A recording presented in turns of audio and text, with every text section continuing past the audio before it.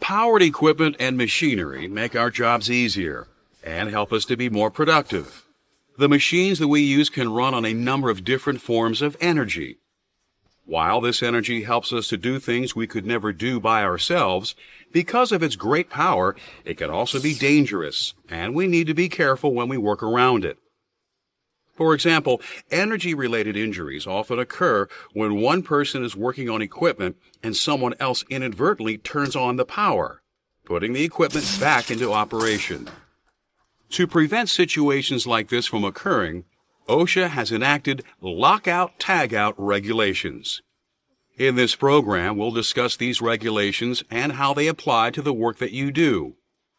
We will also illustrate the Lockout Tagout equipment and procedures you should use to safely set up, repair, and maintain powered equipment.